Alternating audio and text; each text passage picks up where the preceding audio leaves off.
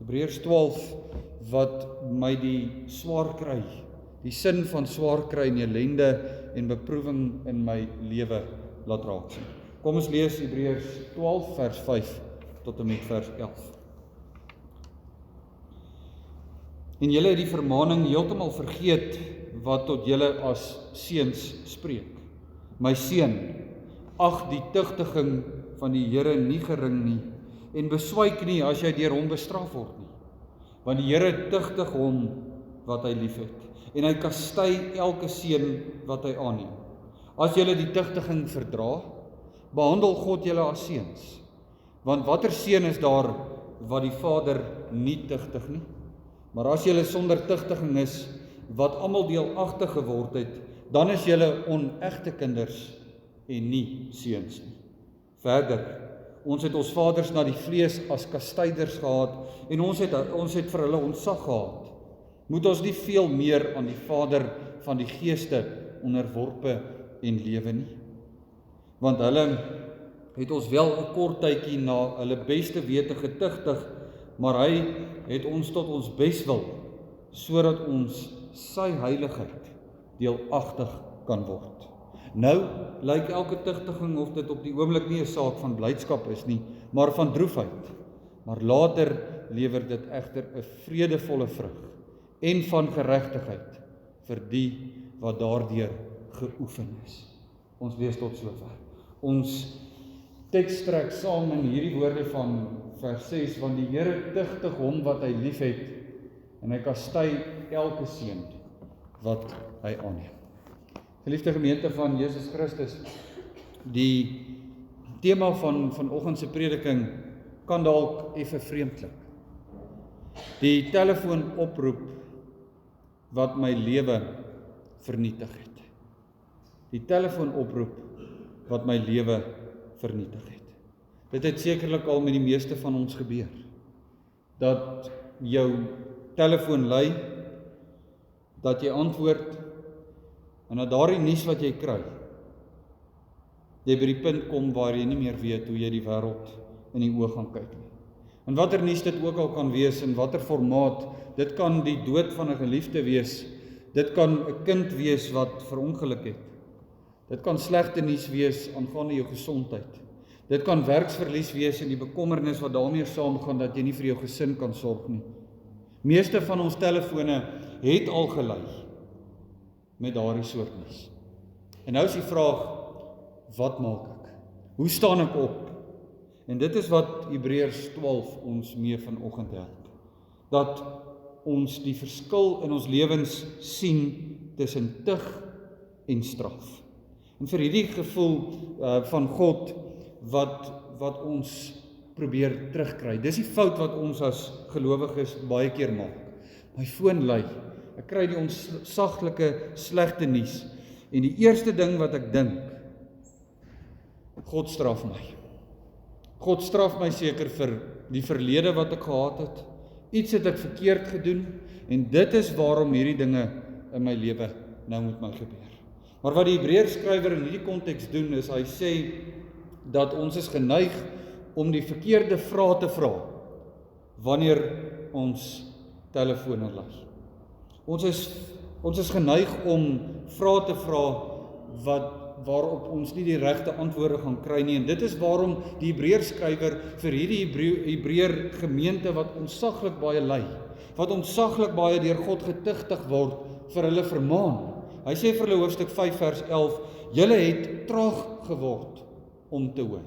Met ander woorde, julle sit hier, julle luister of julle hoor, maar julle luister ook nie eintlik nie. En dan vers 5 maak dit nog skerper. Hy sê, julle het die vermaning heeltemal vergeet. Dit was eintlik 'n skande om vir 'n gemeente in daardie tyd, vir 'n Hebreër gemeente wat die Ou Testament uit hulle koppe uitgeken het, en veral die wysheidsliteratuur waaronder Spreuke val, uit hulle koppe uitgeken het, om vir hulle te moet sê, julle het die vermaning heeltemal vergeet. Spreuke 3 vers 11 tot 12 is wat die Hebreërs skrywer gebruik om hierdie teks op te bou.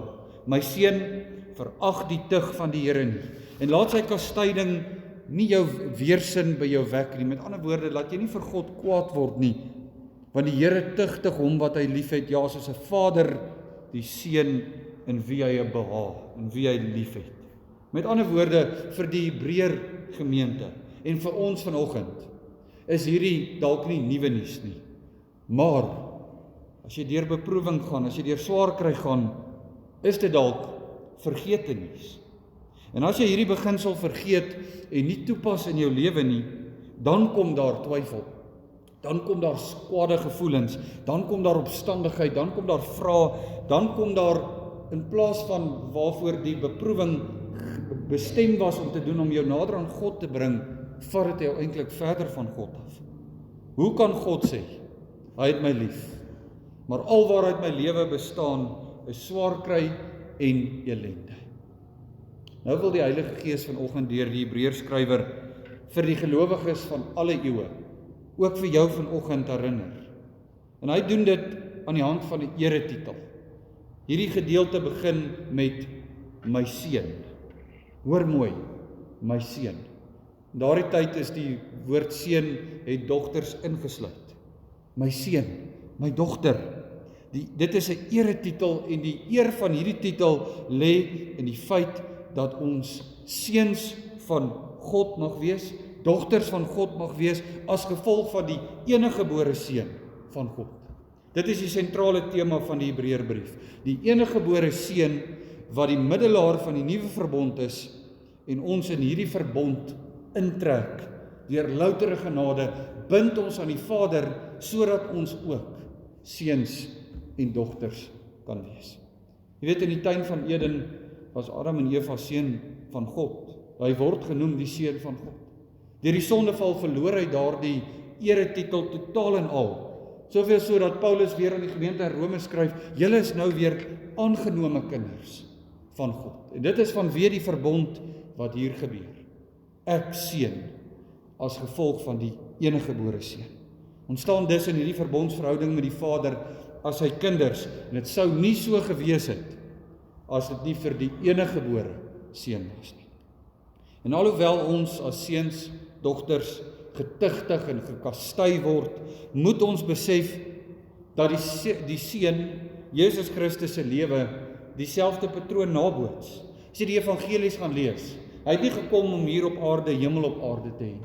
Gekastei, gespoeg, geslaan, geskop, doringkroon op sy kop gesit, laat die bloed teen sy gesig afloop. As gevolg van Jesus Christus is ons nou kinders van die Vader. En as jy vanoggend hier sit, en jy dra hierdie eretitel van seun of dogter, dan moet jy weet, jy gaan tugtiging te wagte moet wees. Jy gaan tugtiging te wagte moet wees. Dit sê die Messias, die eniggebore seun self, in Matteus 24 vers 9, dan sal hulle julle aan verdrukking oorgee en julle doodmaak, en julle sal deur die nasies gehaat word, ter wille van my naam. Ons moet dus God se hand kan voel in die swaar kry, in die beproewing en in die tugtiging van ons lewe. Die frase van vers 5, om die tugtiging nie gering te ag nie. Hoor mooi wat sê die Hebreërskrywer. Jy moenie oor die swaar kry in jou lewe gering ag nie. Waarom? Want die betekenis is dat Christus se lyding aan die kruis op Golgotha onlosmaaklik verbind word aan my swaar kry, aan my lyding, aan my kastyding. So as ek min dink, as ek die tugtiging gering ag in my lewe, dan is die implikasie dat ek die lyding van Jesus Christus namens my in my plek ook ewemin gering ag. Die manier hoe ek my swaar kry hanteer, verklap hoe ernstig ek is oor die kruis van Jesus Christus. En daarom moet ons die tugtiging en die kastyding, geliefdes, ernstig opneem. Ons moet dit verstaan. Ons moet die vraag vra, waarom doen u dit, Vader? Vra dit reguit, die psalmdigters doen dit. Hulle vra midde in die kastyding en in die beproewings van hulle lewe, hoekom? Maar wag dan ook vir Vader om die antwoord te gee. Ons moet onsself ook gewillig ag om te luister. Hy doen dit ter wille van ons geestelike welstand, soos Job sê, die prediker het ook daardie besondere mooi vers. Job sê, die goeie sou ons van God aanneem. As dit met ons goed gaan, staan ons in rye. Dan wil ons aanneem en dan wil ons hê. Dan sê Job, die tweede deel van hierdie vers, moet ons nie dan ook die slegte uit God se hand aanneem nie. By dit alles het Job nie gesondig met sy lippe. Ek dink Job is iemand wat uit ervaring praat. As 'n mens 10 kinders verloor het, as 'n mens al jou aardse besittings verloor het, as jy basies op die ashoop van die lewe neergewerp word, en jy kan nog steeds sê, die goeie het ek van God ontvang, ek het alles verloor, ek moet dan ook die slegte van God ontvang. Dan kom die antwoord helder en duidelik in vers 6 in ons teksvers, want die Here tugtig hom wat hy liefhet en hy kastei elke seun wat hy aanneem. Griekse woord vir tugtiging is so 'n mooi woord. Dit het te doen met dissipline. Dit kan amper beter vertaal word met gedissiplineer. In 'n lewe waarin ons leef, waarin dissipline eintlik nie meer hoog op die prioriteitslys is. Ons sien dit in ons skole, ons sien dit in ons vat enige faset van die lewe in ons kerke waar daar te kere gegaan word. Ons sien dit in die manier hoe die polisie en die weermag masseer. En voordat ons begin vingerwys, kyk ons na onsself. Hoe gedissiplineerd is ek as dit kom by erediensbywoning? As dit kom by geloofsaal? Lyk ek dalk soos die een wat daar in die weermag peloton loop en wat nie eintlik lyk of hy daar moet wees nie. Terwyl die kastyding, hier word 2 dinge genoem. Tugtiging, gedissiplineerd. Met ander woorde, as God tugtiging stuur, dan is dit nie om jou op teen die vloer neer te gooi nie. Dit is om jou dissipline te leer, sodat jy hom beter kan dien. Kastyding, aan die ander kant, in ons teksvers, het te doen met 'n pak slaag. Dit is die beeld wat hier uit die Griekse taal na vore kom. Nou as kind kan 'n mens dit dalk nou, is dit varser in die geheue. Maar daardie pyn wat jy ervaar, wanneer jy 'n pak slaag kry, dit is wat die woord kastyding inhou. En dan het jy al ooit gedink dat tugtiging en 'n kastyding 'n voorreg is. Die teksvers sê dit, hierdie gedeelte sê dit, wanneer God jou tug, wanneer God jou kastei, dan is hy besig met jou. Hoekom? Want sy liefde strek, sy kastyding en sy tugtiging strek net tot by die wie hy liefhet. Dit is 'n baie belangrike ding wat ons moet onderskei. God tugtig nie ongelowiges nie. God kastei nie ongelowiges nie. Dit klink amper teenstrydig, tot ons begryp dat tugtiging nie vir goddeloses bedoel is nie. Die Ou Testament noem 'n baie goeie voorbeeld. God se kinders dwaal af van sy weë af. Hulle dien ander gode en dan tugtig God vir Israel met die ballingskap as gevolg van die oortreding van hulle sondes. Daardie tugtiging gebeur dadelik, soos 'n aardse pa dadelik sy kind moet tugtig wat stout is, en nie eers wanneer die fout vergete is nie. Maar waarom lyk dit asof God dan meer geduld met die ongelowiges het as met ons? Dit is 'n baie aktuele vraag. Ek probeer regtig my bes. Ek dien God. Ek het hom lief. Maar my lewe is besaai met swaar kry. My lewe is besaai met ellende en kastyding, en dan kyk ek na die wêreldling. Hy wat nie vanoggend moeite gedoen het om hier te wees nie, hy wat nou in inkopiesentrums rondwaal of waar ook al. Psalm 73 sê dit. Waarom lyk dit asof ek getugtig en gekastei moet word, maar die ongelowige leef al te lekker? Geen probleem vir hom. Dit lyk asof God meer geduld het met goddeloses as met sy eie kinders. Want geliefdes, dit is 'n teken van sy liefde en sy genade teenoor my. Die goddelose word in hierdie bedeling nie deur God getugtig of gekastei nie. Hy los hulle uit. En daarom lyk dit vir ons op die oog af, daarom lyk dit vir Asaf in Psalm 73, maar die Messias sê in Matteus 23:32, sê hy dat God se geduld met die ongelowige werk soos 'n maatemmer. En elke keer as daar 'n bose werk gedoen word, val daar 'n druppel in daardie emmer. Tot op die dag wanneer daardie emmer vol word en begin oorloop. Dit sê die Messias, maak die maat van julle vaders dan vol, sê hy vir die ongelowige. Paulus sê dit vir die gemeente in Thessalonika 2:16, sodat hulle die maat van hulle sondes gedurig deur kan volmaak, maar die toorn het oor hulle gekom tot die einde toe. En nou verstaan ons die verskil tussen tug en straf. Tug beteken, God bring jou terug. Ek bring jou terug. Bring jou nader na my toe. Straf beteken, ek kry jou terug. En dit is die verskil tussen tug en straf. God tugtig die ongelowige nie. Hy kastei hulle nie. Hy los hulle vir die oordeelsdag. Wanneer daar die maatemmer van sy woede omval en hulle binne in die hel inspoel, dan sal hulle die straf op hulle sondes volledig moet dra. En nou is die volgende vraag.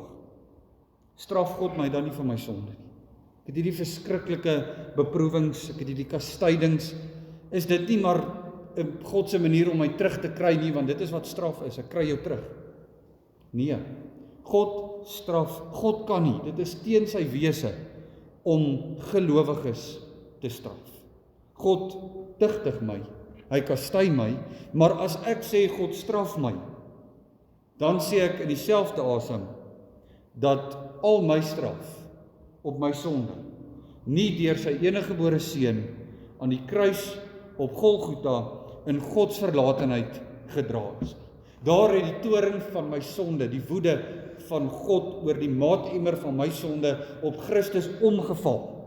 Daar is hy spreekwoordelik in die hel ingespoel deur as gevolg van my sonde. En daarom kan God 'n gelowige se sondes nie straf nie.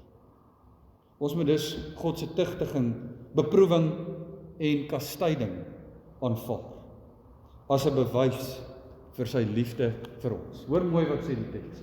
Want die Here tugtig hom wat hy liefhet. En hy kastei elke seun eretitel vanweë die seun Jesus Christus wat hy aanneem. En daarom sê vers 6, hy kastei, soos ek nou net gesê het, elke kind wat hy aanneem. Solank jy sy kind is, sal jou lewe hier op aarde nie sonder tugtiging of kastyding wees nie. Want sy liefde vir jou sal nooit ophou nie. En dan maak vrede daarmee. Aanvaar dit. Handelinge 14 vers 22 sê, ons moet deur baie verdrukking in die koninkryk van God ingaan. Die lewe van 'n gelowige is nie kinderspeletjies nie. Want juist dit sê vers 7, is die bewys dat God ons as sy kinders aanneem en ons as sy kinders behandel. Dit is liefde in die suiwerste vorm. En daarom sê Salomo in sy wysheid Spreuke 13 vers 24, wie sy roede terughou, haat sy seun, maar hy wat hom liefhet, besoek hom met tugtiging. Tog is ons al so deur die wêreld gebreinspoel, deur opstandig te raak, as God sy tugtigende, liefdevolle hand na my toe uitsteek. Ons wil vinger wys. Ons wil vir God sê, nee Vader, ons het menseregte, los ons uit. Dan sien ons ook duidelik in die manier hoe tugtiging en kastyding uit ons skole verdryf word. Hoe tugtiging en kastyding deur toekomstige moderne sielkunde uit ons huise verdryf word. Terwyl God se woord sê, juis dit is liefde. Wie sy roede terughou, haat sy seun, maar hy wat hom liefhet, besoek hom met tugtiging. Daarom is 'n geloof, geliefdes, hoor mooi, ek wil hê jy moet dit baie mooi verstaan vanoggend. Daarom is 'n geloof wat jou nie voorberei vir God se tugtigende en kastydende hand nie, is 'n valse geloof. Soos byvoorbeeld die voorspoedsteologie. Wat glo hulle? Hulle sê, God het my nou aangeneem, ek is nou sy kind, en nou gaan alles in my lewe net goed gaan. Dit is 'n absolute klomp snert. Dit is net oor die teendeel van wat die Hebreërskrywer ons leer. Die voorspoedsteologie sê, en daar is baie van hulle daar buite, ek dien God bloot, omdat dit vir my iets inhou. Omdat ek sy tugtigende hand en sy kastydende hand kan omseil. Maar vers 7 en vers 8 het vir ons die belangrikheid van tugtiging en kastyding in ons lewe deurgegee. Maar ook wil die Hebreërskrywer nou in vers 9 ons op die reaksie laat let van God se tugtiging. Hoe ons moet reageer op sy tugtiging en sy kastyding. Wat sê vers 9? Ons moet onsself onderwerp. Dit is eintlik in die Griekse taal is dit 'n opdrag. Aanvaar dit. Onderwerp jou. Die Griekse woord het die gedagte van 'n soldaat wat aantree om bevele van sy bevelvoerder aan te hoor. Ons moet God se tugtiging en kastyding in ons lewe aanvaar en daarmee vrede maak. Wanneer dit te doen, sien ons ook die voordeel van hierdie tugtiging in ons lewe. As ons soos 'n donkie of 'n perd is wat nie deur 'n toom in toom gehou kan word nie, dan gaan ons nooit verstaan waarmee God in ons lewe besig is nie. Maar vers 10 en vers 11 gee vir ons hierdie belangrike lewe of hierdie belangrike teenstelling. 'n Aardse pa teenoor 'n hemelse Vader. Ons mense se tugtiging is baie keer uit woede uit. Ons mense se tugtiging is baie keer onregverdig. Of dalk te min vir 'n kort tydjie. Maar God se tugtiging, se oorsprong is sy perfekte liefde vir jou. En dit word gemotiveer ter wille van jou eie voordeel. Daarom sê die katekismus Sondag 10. Dit wat hy oor jou beskik hy vir jou ten beste. Wanneer dit kom by ons tugtiging en ons kastyding, maak God nooit 'n fout nie. Ons hoor baie keer en ons dink baie keer, selfs al wil ons dit nie sê nie, diep in onsself, dink God het nou 'n fout gemaak. Ek gaan nie konstaande bly midde in hierdie tugtiging of kastyding nie. God maak nie foute nie. Hy weet wat nodig is om sy kinders terug te bring tot hom. Hy tug en hy kastyd, maar die wonderlike genade is, terwyl hy dit doen, vertroos hy ook op dieselfde tyd. 'n Aardse pa kan eers tug en daarna kan hy vertroos. God vertroos terwyl hy tug. En die doel van hierdie tugtiging en kastyding vers 10, sodat ons sy heiligheid kan deelagtig word. Dit is een van God se karaktereienskappe. Deur tugtiging wil hy hê ons moet meer soos hy word. Daarom sê Petrus 1:15, maar soos hy wat julle geroep het heilig is, moet julle ook in julle lewenswandel heilig word. Omdat daar geskrywe is, wees heilig, want ek is heilig. Dit wat met jou in jou lewe gebeur, is nie sommer maar per toeval. Dit is God wat die onbruikbare deeltjies uit jou geloof uit kom trek, sodat jy met 'n suiwerder geloof, 'n heiliger geloof, na hom toe kan gaan. God is besig met die swaar kry in jou lewe, om jou gereed te maak vir die lewe hierna. En dit is die wonderlike troos wat Paulus gee, 2 Korintiërs 4:17. Want die ligte verdrukking, tug, kastyding, wat ons in hierdie lewe ervaar, is vir 'n oomblik. En dit bewerk vir ons 'n alles oortreffende, ewige heerlikheid vir ewig. En daarom moet ons, geliefdes, met blymoedigheid God se tugtiging en sy kastyding aanvaar.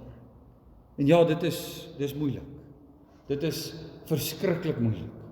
Anders sou vers 11 nie gesê het, nou lyk elke tugtiging of dit op hierdie oomblik nie 'n saak van blydskap is nie, maar van droefheid. Met ander woorde, as jou telefoon lui en jy kry hierdie verskriklike nuus wat jou op die vloere van die lewe neergooi, gaan jy nie aan die lag gaan nie. Gaan nie vir jou lekker wees nie. Maar die Hebreërskrywer sê, deur dit bring God jou by die saak van blydskap. Wanneer ons hierdie dinge ervaar, is die laaste ding waarin ons dink blydskap. Maar Jakobus 1:2 sê, ag dit loutere vreugde, my broers en susters, wanneer julle in allerlei beproewinge val. Die proses is pynvol, maar die produk is 'n ewige vreugde. As ons onsself aan sy wil, aan sy tugtige hand en aan sy kastyding onderwerp. En dit is die resultate van ons tugtiging en beproewing, en dit is duidelik. Later lewer dit, sê vers 11, 'n vreugdevolle vrug van geregtigheid vir die wat deur die geloof geoefen is. Dit bring 'n vrede, sê hierdie gedeelte, in my hart, teenoor God en teenoor my naaste. Want hierdie vrug van geregtigheid kry ek deel aan, omdat Christus my, die eniggebore seun, my as seun daarin deelagtig maak. Hoe maak hy my deelagtig? Hy oefen my daar, sê vers 11. Die skrywer gaan haal hier 'n beeld van die atletiekbaan af. Nou, 'n atleet kan nie net opdaag vir 100 meter en sê, nou gaan ek hardloop nie. Inteendeel, daar gaan verskriklik baie oefening in. Daar gaan verskriklik baie voorbereiding in. Voor ek by die wenstreep uitkom, moet ek geoefen raak om heilig te word, om in my lewenswandel, om God te ontmoet. En dit is waarom daar tugtiging en kastyding in my lewe is. Daar is 'n rede en 'n doel, het ons gehoor, vir al die swaar kry, al die beproewing in my lewe. Want agter dit alles, so moeilik as wat dit op hierdie oomblik midde in my situasie is om te glo, agter dit alles staan 'n liefdevolle Vader, wat dit ook tot my beswil wil beskik. Heidelbergs Katekismes Sondag 10. En al verstaan ek daarvan net mooi niks. Al bid ek vanaand of nou na hierdie erediens, terwyl ek deur hierdie woord aangeraak is en sê, Vader, ek het nie 'n idee waarmee U in my lewe besig is nie, en ek kan ook nie verstaan waarom U dit toegelaat het wat nou in my lewe gebeur. As ek 'n pak slaag moet kry, dan is dit vir my beswil. As ek van my voorregte verloor, dan is dit tot my beswil. As ek 'n groot verlies van aardse besittings moet ly, dan is dit ook tot my beswil. As ek 'n geliefde aan die dood moet afstaan, dan is dit deur tugtiging en kastyding tot my beswil. In beserings en in siekte, in werkloosheid en in vervolging, alles tot my beste. Maar die wonderlike troos is, hierdie tugtiging en kastyding hou nie vir ewig nie. Ook dit kom tot 'n einde. Daar is uitkoms, sê Jeremia in Klaagliedere 3 vers 33. As hy beproewing oor die mens gebring het, ontferm hy hom weer, want sy liefde is groot. Geliefde gemeente, die telefoonoproep wat veronderstel was om jou lewe te kom vernietig het. Verstaan jy deur die bril van Hebreërs 12 vanoggend dalk 'n bietjie beter? Verstaan jy waarom daardie oproep gekom het? En sien jy 'n liefdevolle, vertroostende, hemelse Vader wat swaar kry in ons lewens toelaat, sodat ons nader aan hom kan beweeg. Amen. Kom ons bid saam.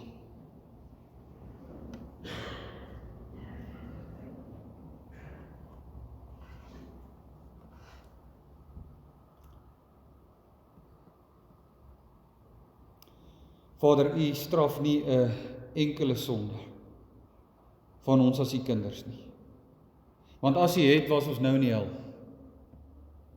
As U het die vlamme van die hel ons nou gepynig, soos dit die ongelowige bestem is om die ongelowige tot in ewigheid te pynig. U kry ons nie terug nie, deur straf nie. U bring ons terug, deur tugtiging en kastyding. Vader, gee tog dat ons nie soos 'n wille perd of 'n donkie sal wees, wat nie teregwysing wil aanvaar nie. Wat nie wanneer die toom van tugtiging en kastyding om die dier se bek gespan word, te kere te gaan nie. Maar dat ek myself gewillig sal onderwerp aan U wil en sal vashou aan die belofte van Romeine 8, dat alles wat U oor my pad beskik, vir my ten beste is. Dat ook die swaar kry, die kastyding en die tugtiging in hierdie lewe vir my ten goeie sal meewerk. Dit, Vader, dank ons U voor. Waar ons in tye lewe, waar ons de mekaar is, oor wat om te maak van al hierdie swaar kry en ellende in ons lewens, dank ons U dat die Hebreërs skrywer ons vanoggend so mooi kom onderrig het. Dat ons kan weet, U is die een, wat al is ons in hierdie lewe getuigtig en kastei. U is die een wat vir ons 'n alles oortreffende heerlikheid gereed hou, tot in alle ewigheid. Dankie daarvoor, in Jesus naam.